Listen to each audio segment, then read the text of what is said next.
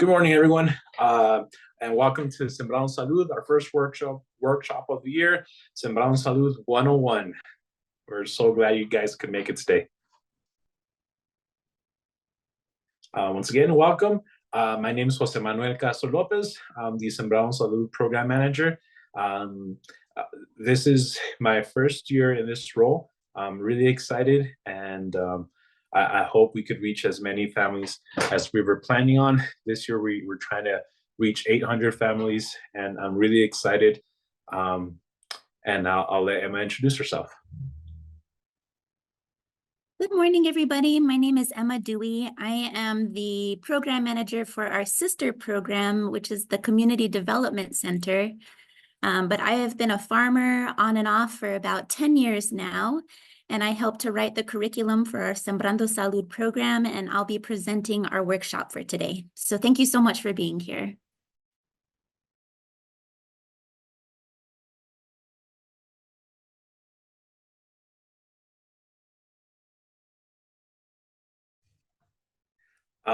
Okay, well, I guess Katie and Jordan are going to present themselves today, maybe? Or are you guys?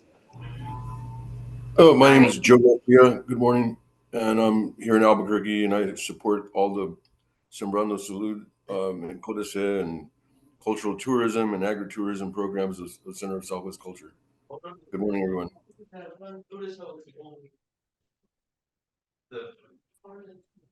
Hi, everybody. My name is Katie Zuni. I'm the co-director for the Center of Southwest Culture.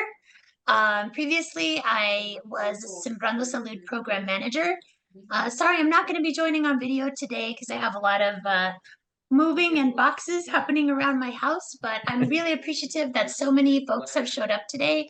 Sembrando Salud is a really wonderful program that we are incredibly proud of, that it continues to grow and help and support folks to learn how to start and maintain their own backyard garden at any expertise level. So we're happy to have you all. We really encourage you all to share, not only here on the chat and the workshop, ask your questions, but also to follow us on our social media platforms where you can find videos and tips, but also just community. So thank you so much for joining.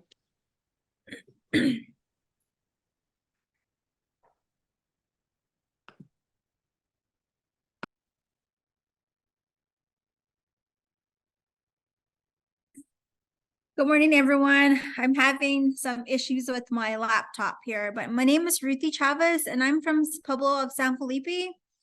I work under the Health and Wellness Department, and I know that the community library is hosting this event.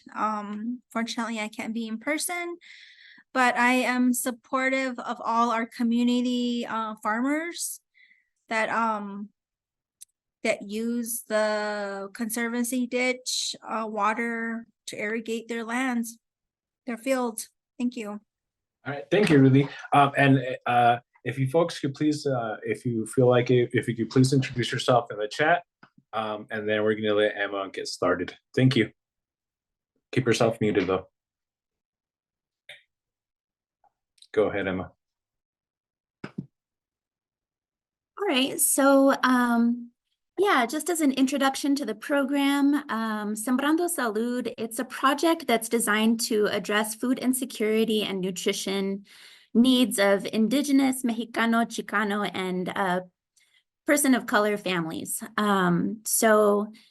Why we want to get our families back to growing and connecting with the land. That's a really, really big piece of Sembrando Salud and part of the curriculum that we've built into the program. So the way that we introduce it is through online workshops. We're also doing an in-person workshop this year, which is really, really exciting for us because we haven't been able to do that since pre-COVID. So we're really excited to get back to that this year.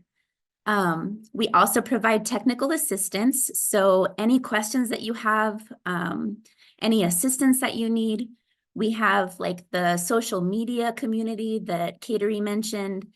And we also have ourselves who are also available to you, as well as guides, the gardening supplies that we provide, and lots of recipes as well.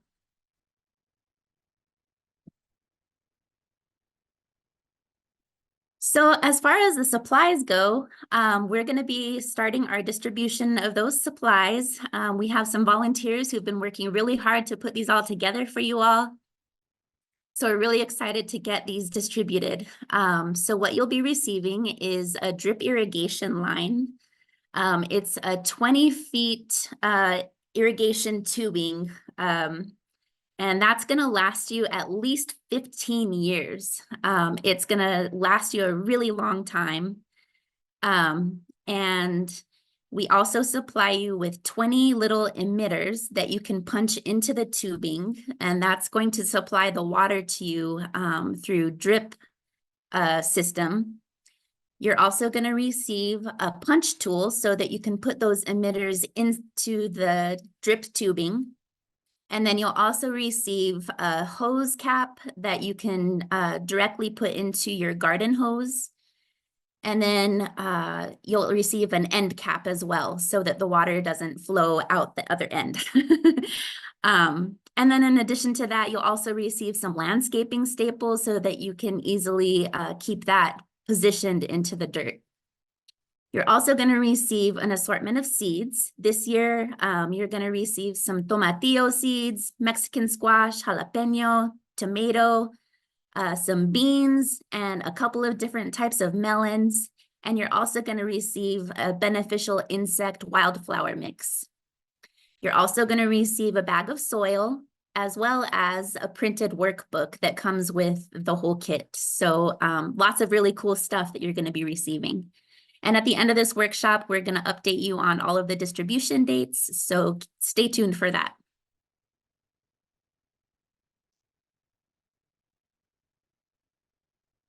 So also just a note on the seeds, this year we're doing something a little bit different. We're providing 2 sets of seeds. So we're doing a set of seeds in the spring as well as late summer. So you're going to be receiving this set of seeds now, but then in the late summer, we're going to provide you with a different set of seeds that you can grow during the fall. So that's really exciting. And that's going to allow you to basically continue your growing throughout the full growing season. So we hope that you're as excited about that as we are.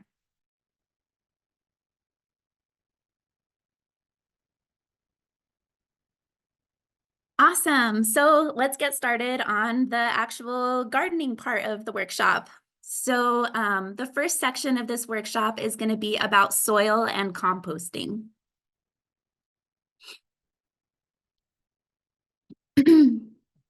So one of the really big topics that we like to cover in these workshops is the components of healthy soil. So this is basically what you see on the slide. The main components of what healthy soil consists of. So you have 4 parts. Nitrogen, which comes from green materials like veggie scraps, grass clippings, coffee grounds. You can think of these as being like green and wet kind of materials. In nature, this comes from basically like plant materials that are decomposing. You also have carbon, which comes from more brown materials like eggshells, dried leaves, straw, twigs, and paper. They're usually brown and dry. So again, in nature, you can think of like decomposing wood. That's typically where you see that in nature. Decomposing like brown grasses, different things like that. And then you also have oxygen, which is just the air that flows through the soil. And that comes from aerating the soil. So when you're digging it up or you're turning your compost, that's how you get oxygen flowing through your soil. And then lastly, you have water. And that should actually come mostly from the green materials in your soil. So that's a really awesome way to add moisture to your soil. Water can also be added to maintain the moisture level. And you want the soil to have basically the level of like a sponge when you squeeze out the water. That's how much water you want your soil to have. Another note that I want to add, as far as healthy soil goes, is really like you want to have healthy microbiology in the soil as well. When you have a healthy balance of all 4 of these different components of healthy soil, you're also helping to feed the microbiology in the soil, like your earthworms, and the tiny little microbiology in the soil that you can't see. When the microbiology is healthy, it helps to balance out the bad bacteria in the soil that can make it smelly. It can make it really difficult to grow plants. It makes them more unhealthy and can introduce pests and different things that you don't want in the soil. So it's really important to have a good balance of these ingredients of healthy soil.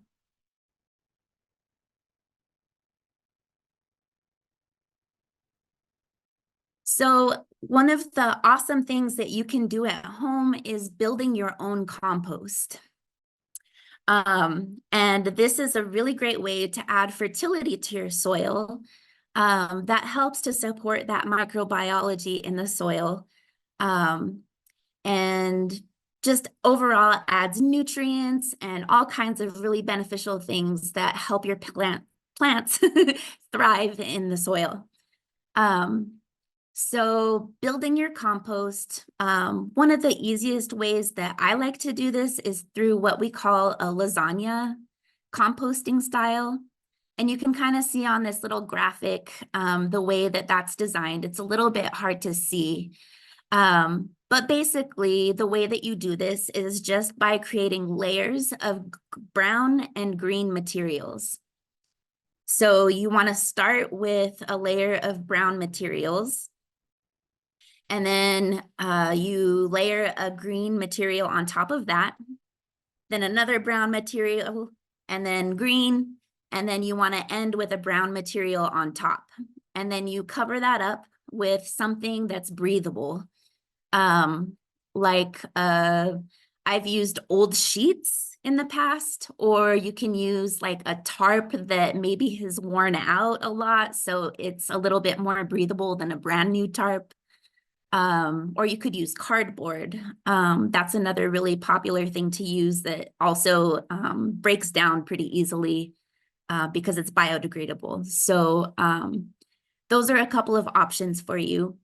And it's really easy to do. And you can make a small compost pile, or you can make it as big as you want to, as long as it's something that's manageable for you to be able to turn over and get that good aeration in the compost pile that you need for it to have that good balance of all of your ingredients that you need for healthy soil.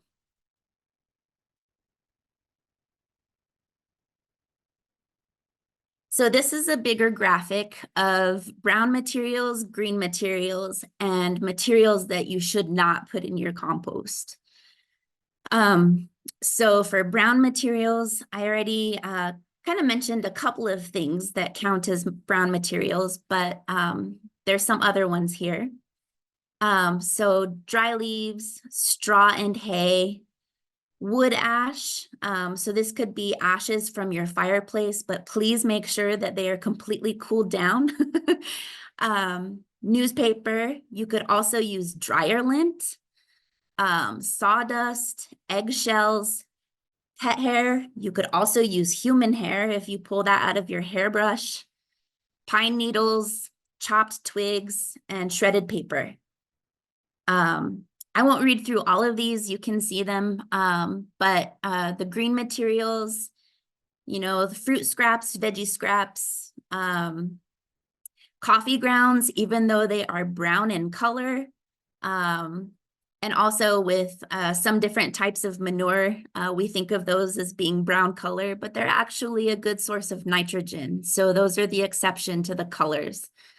And then for non-compostable materials, you never really want to put any kinds of animal products into your compost. And the reason for that is that it can throw off the balance of bacteria in the compost, which can create an atmosphere that is really smelly. It just creates a really bad atmosphere for the good microbiology to thrive. And so the compost doesn't exactly break down the way that it should.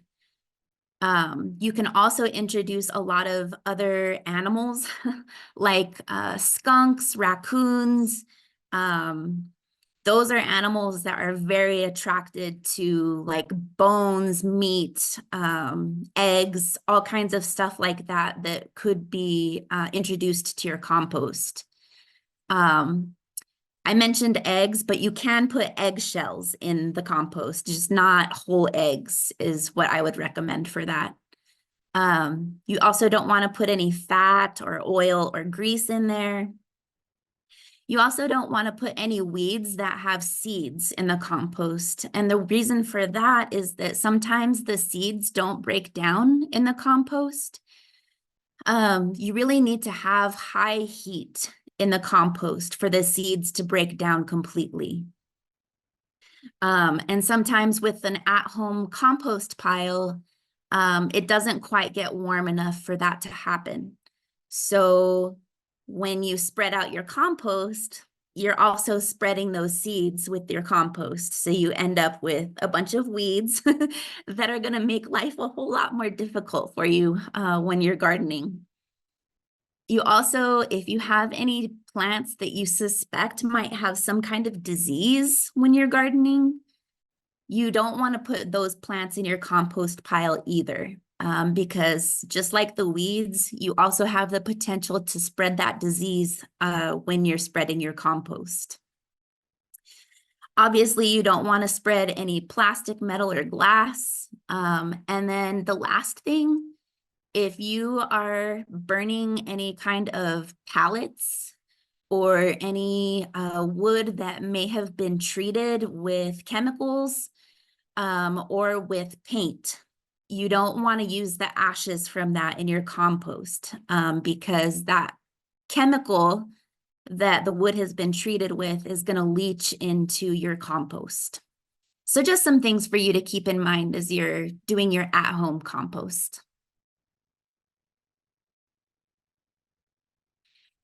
So another option for you, for those of you who are in the Albuquerque area or in the Rio Rancho area, we have a really great resource called Soilutions, where not only can you drop off any of your yard waste, like if you're cleaning up your yard and you have a bunch of trees, tree limbs, and different stuff like that, you can actually take it to them for free and they will turn it into compost and mulch. So that's a really good resource, but you can also pick up compost that they make. They have a whole bunch of different kinds. You can have it delivered or you can also pick it up, and they have a bunch of different locations around Albuquerque now. So that's a really great resource for people who are in this area. And yeah, you can see their phone number and website there. So at this point, yeah, I can answer some of the questions that we have in chat. Or feel free to unmute yourself if you have any questions at this point. And I do see that Ruthie asked a question in the chat. Can the coffee filter be removed for the compost? So some of the coffee filters are not, they're not biodegradable. Like they don't really break down in compost. So I would recommend not putting them in your compost.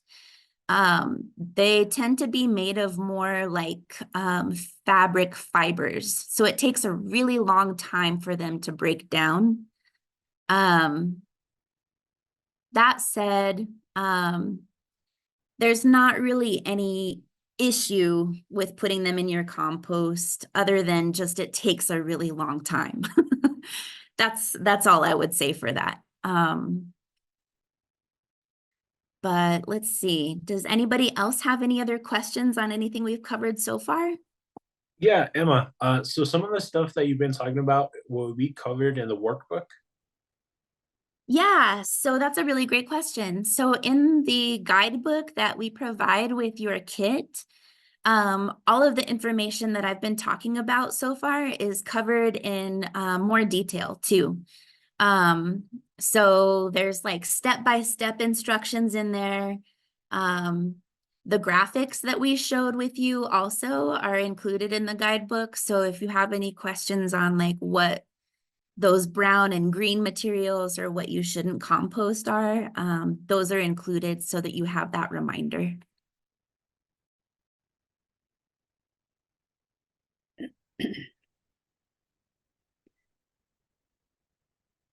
Awesome. Well, if nobody has any other questions, I think we can move on.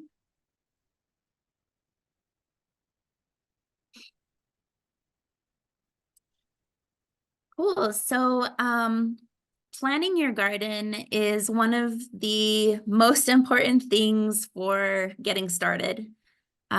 This is something that I struggle with myself because I'm a very like just go for it kind of person. And I've had to learn that that's not always the best way to go about it when you're doing a garden. Because sometimes it can get really out of control really fast.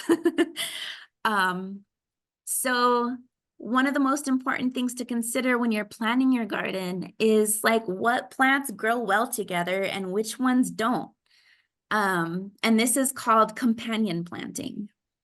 So companion planting is really important because while some plants, like one example is marigolds, marigolds repel pests like they can help with repelling tomato worms, they can help with aphids, and sometimes they can help with squash bugs if you plant a lot of marigolds.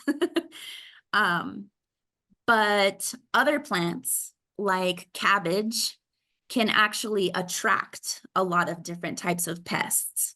So you wouldn't want to plant a tomato plant right next to a cabbage plant because the cabbage would attract the plant or the pests that you don't want next to your tomatoes, if that makes sense.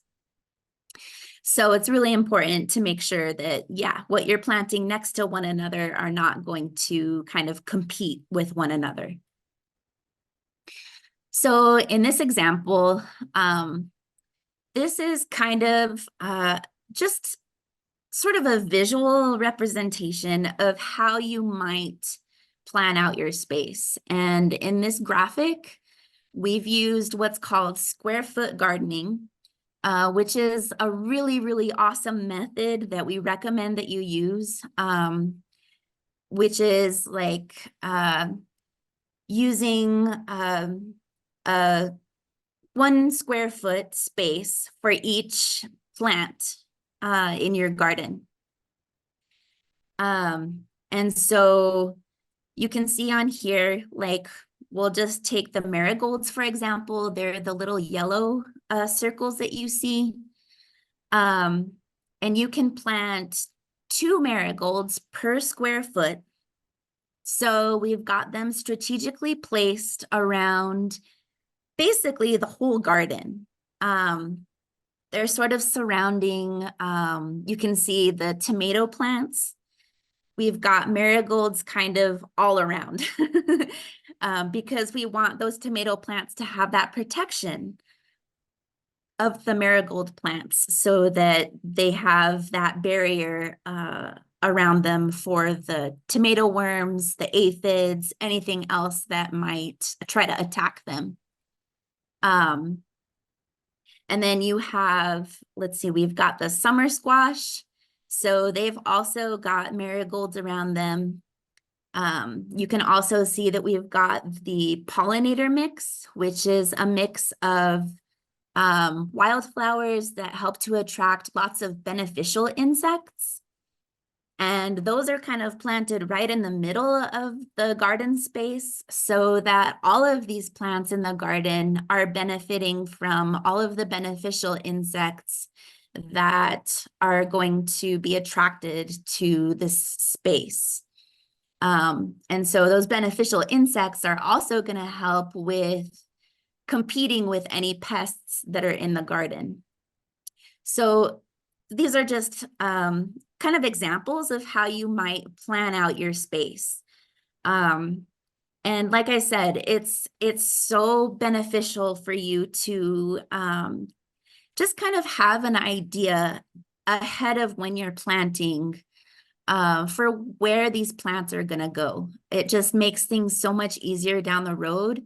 And especially like later on, like when you can look back and see what you did in a previous year, you can look at it and see like what worked well, what didn't work well, so that you can plan better for the next year.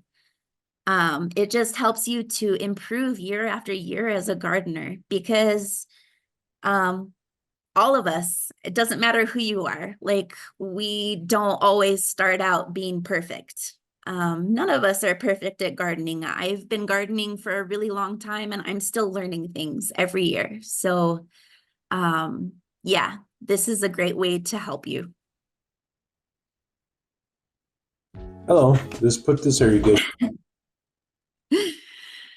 So does anybody have any questions about the planning side of gardening?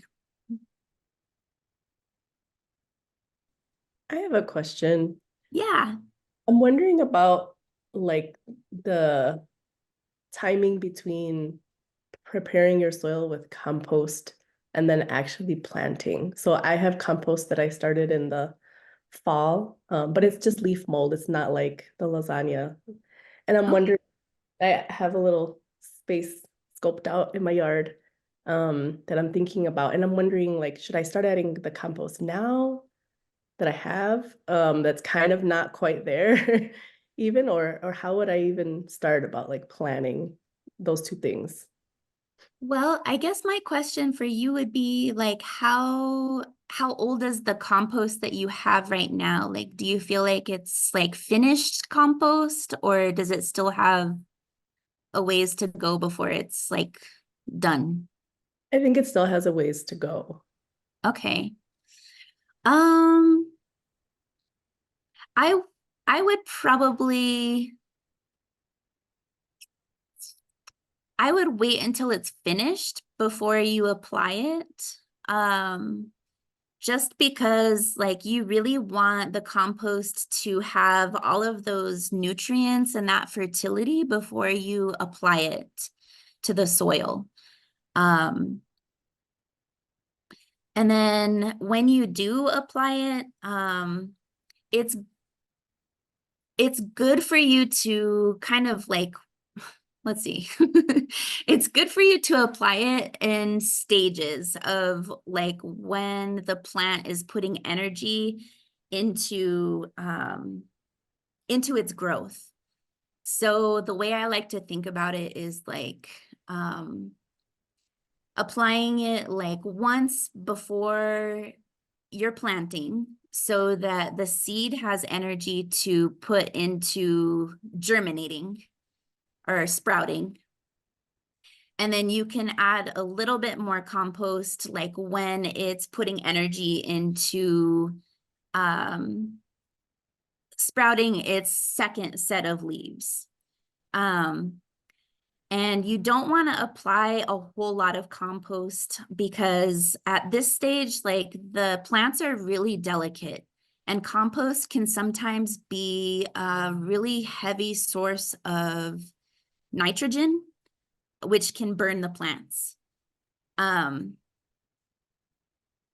then let's see. And then the next stage that you'd want to apply compost would be when they start to flower, because that means that they're putting energy into producing fruit. So there's three times that I like to just kind of give them that little boost of compost. So I hope that kind of answers the question. Thank you. There's Yeah. another one about Sure. when compost is done. How can you tell when compost is done?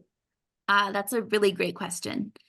So the way that you can tell that compost is done is that it should not have really any recognizable pieces in it. So you should be able to take a handful of it and like not be able to tell like what is in it. It should all be kind of broken down. The next thing is that it should be pretty dark in color. You want to think of it as being kind of like chocolate cake. And it should also have that really like earthy smell. Like when you think of just like really rich soil, it should have that smell. So those are the 3 ways that you can identify when it's done.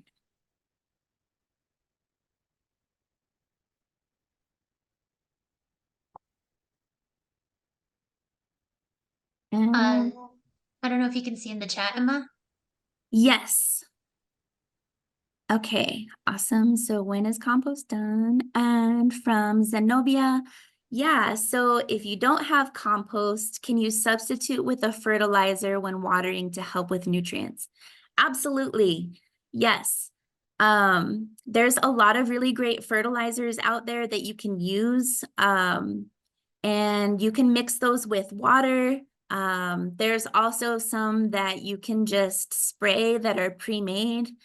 But I definitely recommend that you get one that's concentrated, like Zenobia mentioned, that you can mix with water, because those will last you a really long time. And they make ones that are organic, so you can make sure that you're using something that is going to be healthier for the soil. Usually they have like a really good like microbiology, I can't use my words today, microbiological content. So it also helps to support the earthworms and the other microbiology that's in the soil. So yeah, that's a really great way to add nutrients to the plants and the soil, rather than using compost. And then Shoyden asked, would using both compost and fertilizer hurt the plants? Not necessarily. Again, like when you have small plants, when they're babies, it's really easy to overdo it with the fertilizer and the compost. So I would say, when they're small, keep the compost and the fertilizers to a minimum. They're really, really delicate at that stage. When they get bigger, and when I'm saying bigger, I mean like you want them to be like at least like maybe 4 or 5 inches tall, with like multiple branches at that point. Then you can start using more fertilizer and a little bit more compost. But like I said, I recommend that you only use the compost and the fertilizer at those growing stages, like when they're starting to fruit, and when they're growing their first or second set of leaves, rather. And yeah, just kind of keeping it at that minimum. If when you're growing and you're noticing signs that the plants are not doing well, then I might add some more compost or fertilizer at that point. But I think for the most part, like if you add the compost and the fertilizer, like just at those growing stages when they're fruiting. Typically you don't need to add any more.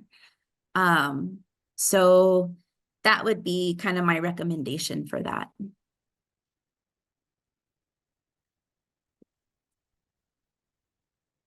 Do we have any more questions on that?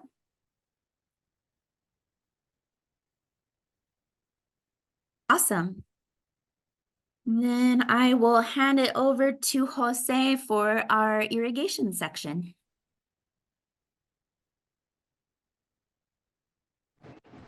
Hello, everyone. Let's go back to that clip real quick, please. Hello, let's put this irrigation system together.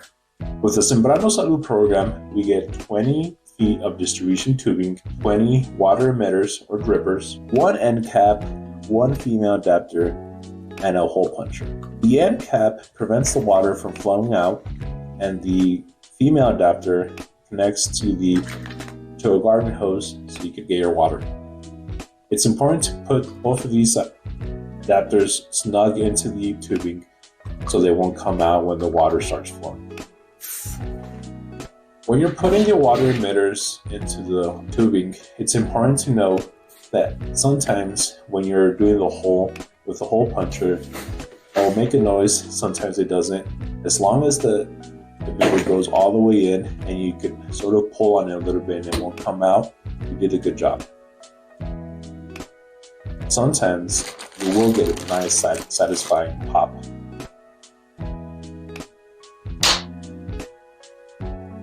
Here you can see me playing with the water emitter, opening and closing it. Get more water or less water out of that specific emitter. And if you completely want to close it off because you're not using that emitter anymore, you just shut it, you can just completely twist it, and it will stop flowing. Thank you so much. I hope this was helpful.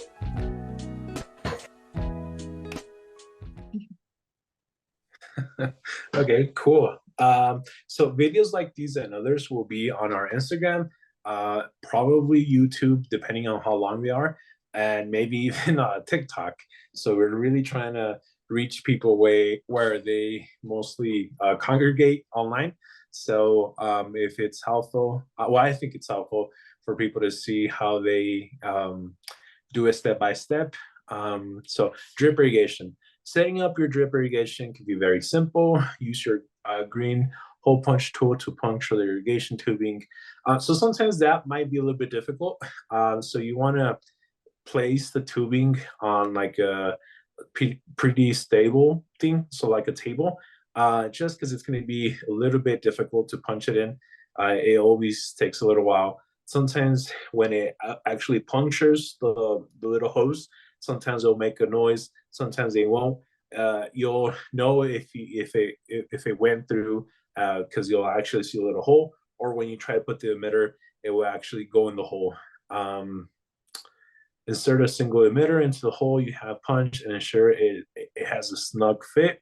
If you could slightly tug it and it won't come out, then it's in there. It's in there good. Adjust the level of water that is emitted by simply turning the emitter clockwise or counterclockwise.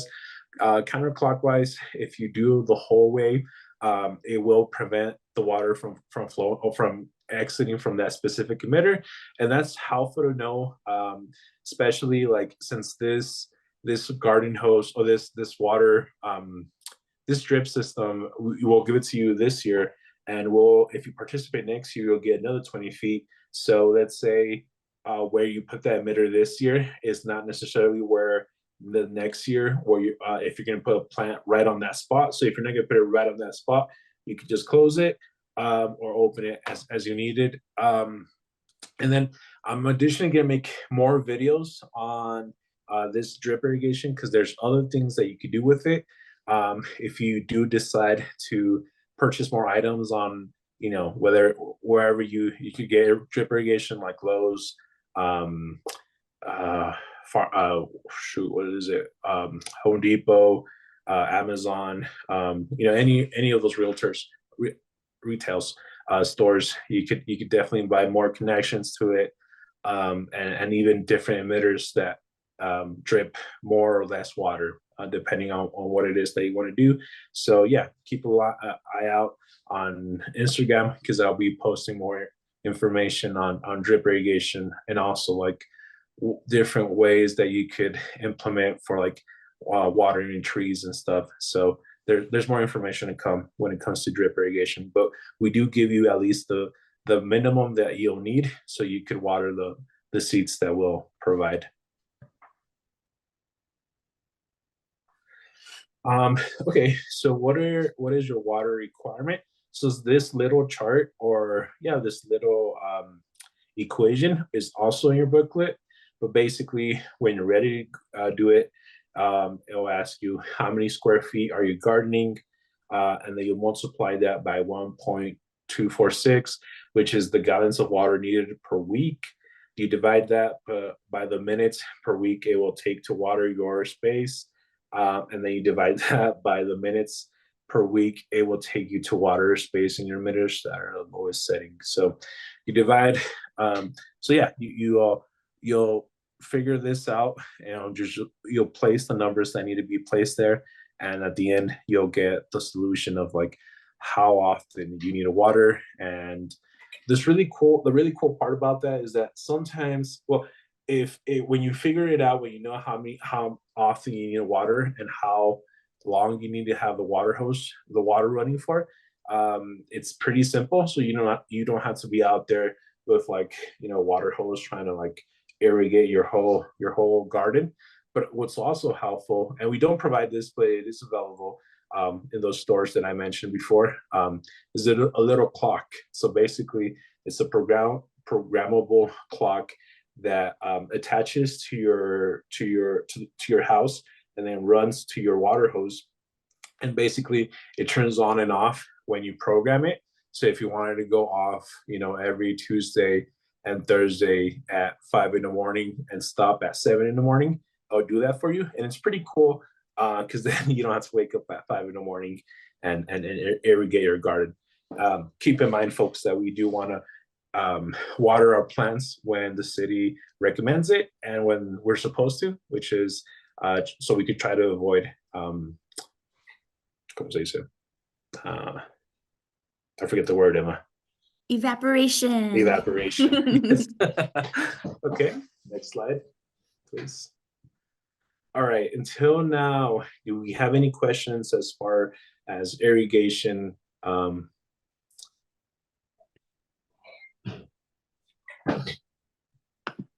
see. Yes, can I use water from my rain barrel for my drip system? Do I need to get a filter, or what do I need to do there?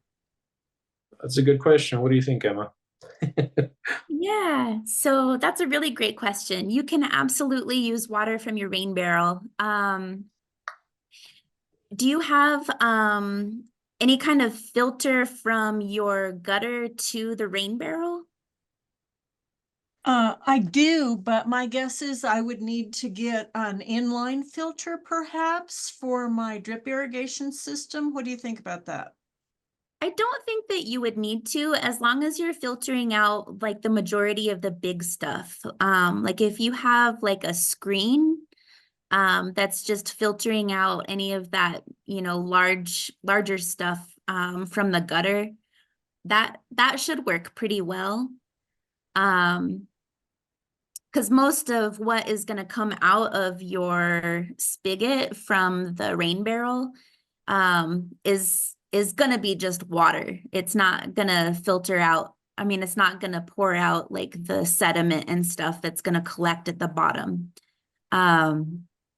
So the only thing that I would say for the rain barrel is that you may need to have it elevated a little bit, just because for the drip system to work, it does have to have a high enough water pressure to come through the drip emitters. So, Thank you. yeah. Okay, thank you, Emma. And Sure. I see there's another question in the chat.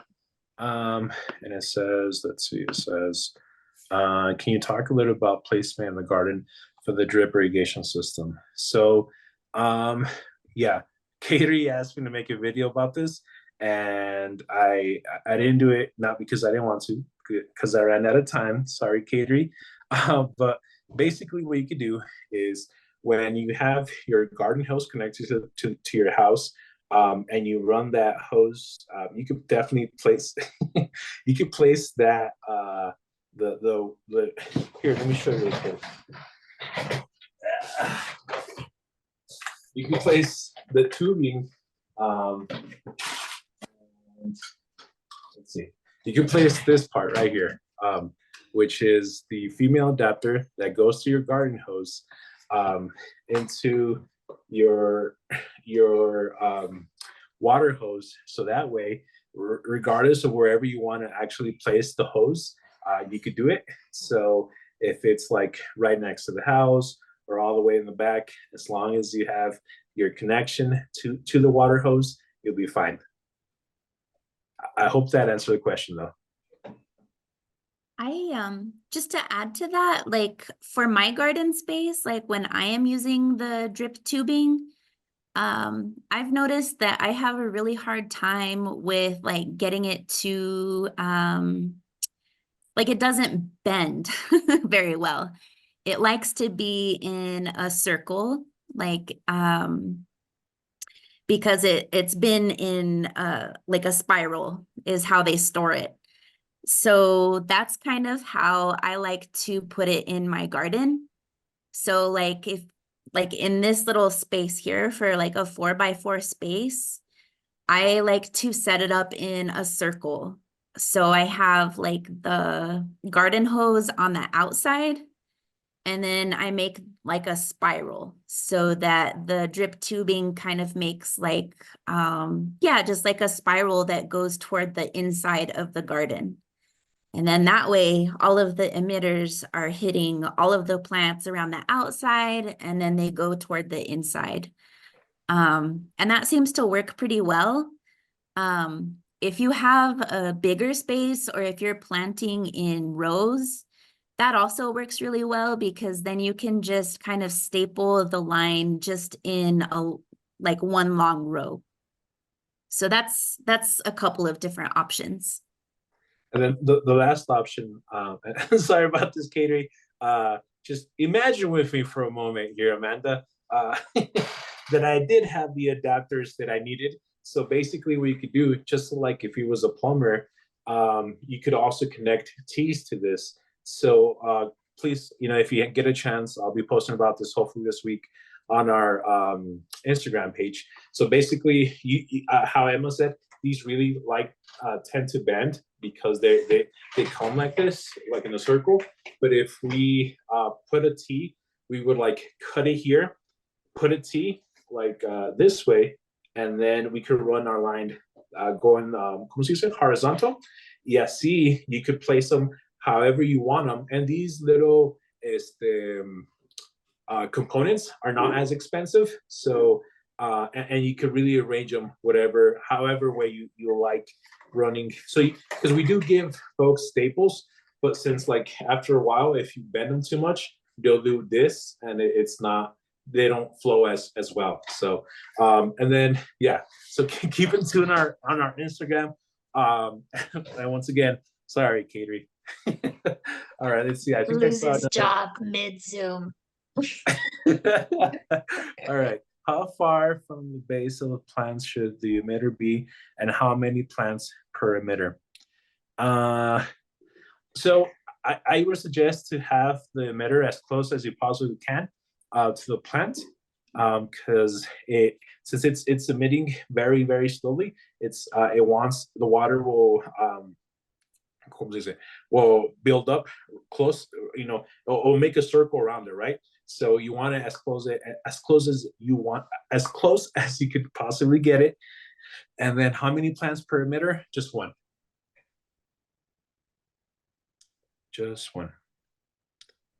And just to add to that too, the number of emitters that we provided, for the amount of feet we provided of the tubing should allow you to have one emitter per foot of the drip tube. So, that should give you enough spacing so that you can have one plant per square foot.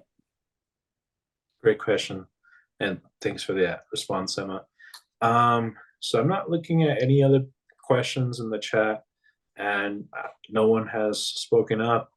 So we're going to continue. Thank you for all these questions. If you get a chance, stay tuned to our Instagram, follow us, because that really, oh, here's another one. Could you expand his video so we can see his example clearly? Thank you. Okay, we could, but also keep in mind that if you get a chance, go on our Instagram. We have this video posted, and you'll be able to see it way more better than what we have here. Would you recommend laying the tubing first, then punching the holes? Yeah, definitely. That's one way of going. And also, if you let the hose outside, when it gets, the hose will eventually get pretty hot or warm.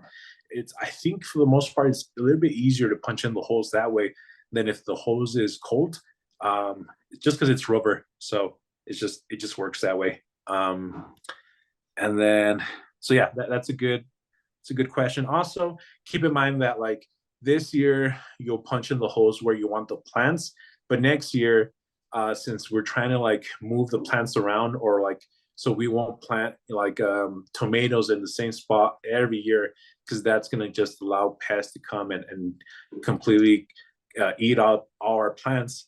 And we want to move vegetables around. It will probably move a little bit, but yeah, you could definitely plan for that, laying down the tube and the plants and then putting the holes. That's a good strategy. That just reminded me too, for those of you who are participating this year, all of you, if you participate again next year, you'll receive the same kit. So you'll also receive the same drip system next year.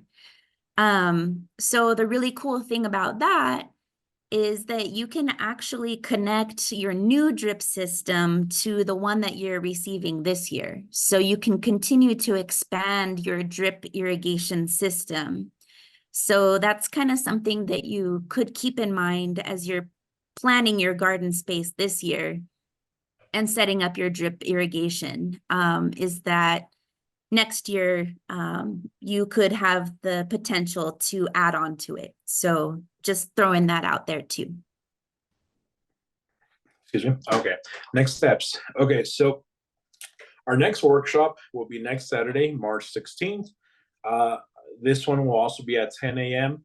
We're going to be live streaming from the San Felipe Library. So this isn't an open invitation for folks to come to the library. We're going to live stream it. So, please stay at your homes. But we're going to live stream it that day from the library. We're really excited for San Felipe Pueblo to open the door for us like that and to host us. So we're really excited. That workshop is going to be on pest control.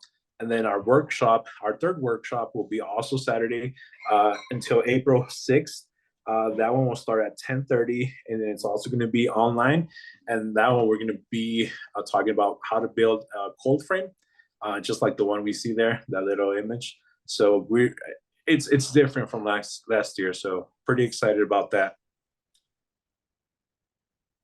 And gardening supplies, drop-off dates and locations. So let's start here on the left. The first drop-off will be in San Felipe, at the San Felipe Library after the workshop. And once again, really excited for that workshop and the drop-off. The next one will be at the International District Library. That's going to be March 21st. That one starts at 4 p.m. ends at 7 p.m. The next one will be at Casa Varelas, also March the 22nd, which is a Friday. And that will be from 5 p.m. to 7 p.m.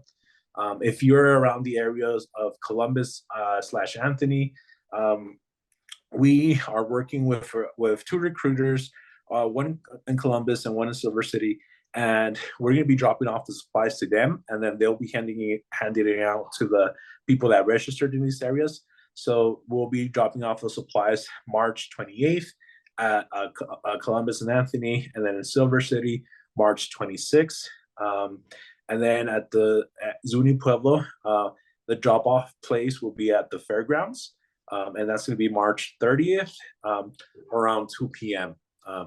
The other dates that we have here, like Albuquerque Schools, Isleta Pueblo, Laguna Pueblo, Acoma Pueblo, Las Vegas, Public Library, Villanueva Library, Española Library, Belen, all these other ones, we're still working on getting a specific date, but the rest of them will be in March and April, as well as Santa Clara Pueblo, Jicarilla Pueblo, Crown Point.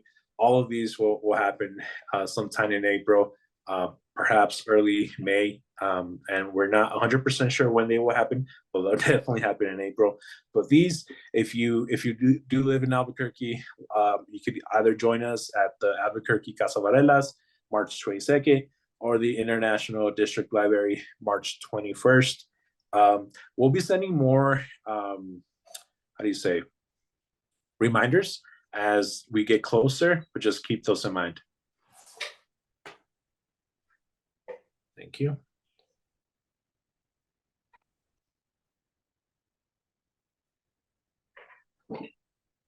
And okay, if you have any questions, so this year, other than questions about like, is there like the program or like where are we going to meet or stuff like that, if you have questions about gardening, about like you have specific pests or whatever, you could call us.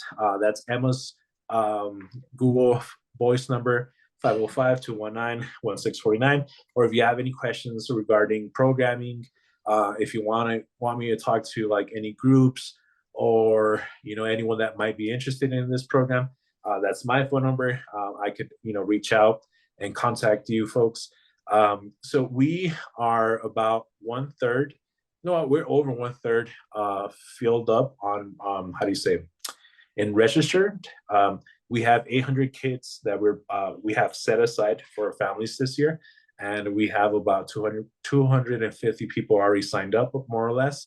So they're filling up pretty quickly. But if you have anyone that might be interested, please feel free to give them my phone number. If you have any questions about gardening, give Emma a phone number. A call. Those are some emails that you could contact us or check out our website. Next slide. Oh, I think that's it. So if you have any questions, you could ask them now. I know there's a lot of stuff going on in the chat right now, but if you have any other questions, let me know. Please give us a call. We highly appreciate your time that you're giving us today. And yeah, please stay tuned on the Instagram. We'll be posting more videos about irrigation and other subjects. Thank you for joining us, everybody. We really appreciate it. And we're super excited to see so many folks involved this year. And it's going to be a great year for Sembrando Salud. So stay tuned. Please keep checking your emails. And also make sure that if you're not seeing our emails, to check your spam folders, just in case they're going there, because that's where all of your pickup dates are, your links to new workshops, and all of the information that you're going to need to participate in the program. I just saw in the chat, somebody said, "How do I register?" Katie, could you add the link to the chat, please? Yes. Thank you. I'm So gonna don't leave take us out of unless sharing. if you haven't signed up, please remember, let other people know they could sign up.